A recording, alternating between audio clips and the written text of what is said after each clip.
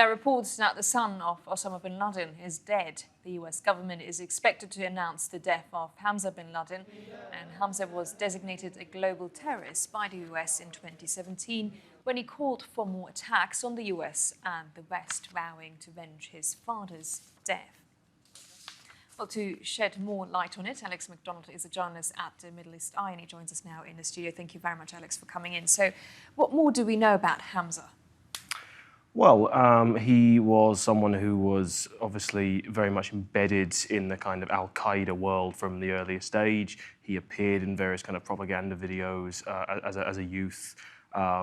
He has been kind of off the radar for many years in terms of his appearance, at least in terms of his location. Very few people seem to really know where he's been or what he looks like now. Most of the photos, if you ever see photos of him, they tend to refer back to be taken from a wedding video that was basically found in, I believe, in Bin Laden's compound after the raid.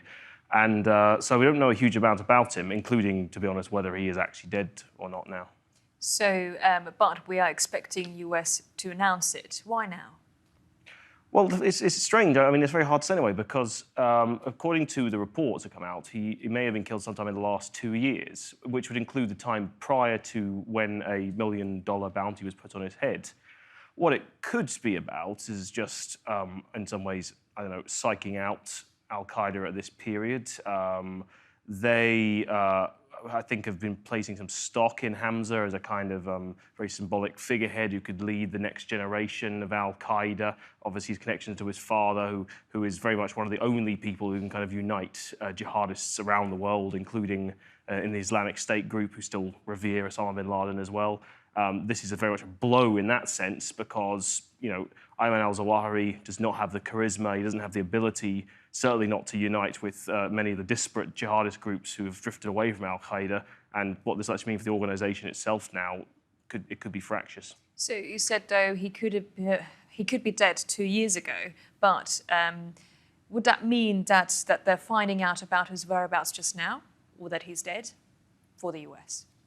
I presume so, yes. I mean, the interesting thing is there's been very little said about this by Al-Qaeda. Like they've said that they were aware of the various sort of Telegram channels and things released from them have basically revealed that they're aware of the reports, but they're refusing to comment on the veracity of them.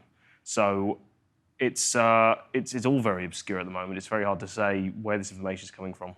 So, as you mentioned, we don't really know much about Hamza, whether he was an important figure within Al-Qaeda, but will it have an effect on Al-Qaeda if he's really dead, confirmed dead? Well, there was a UN report very recently which basically revealed that Al-Qaeda is still quite a potent force. They're still quite resilient as an entity, and obviously they've got various, strands around the world which are still able to cause a lot of damage. But what it will do is it will harm the kind of romanticized, mythologized element of Al-Qaeda. Their direct connection to 9/11, the Bin Laden lineage.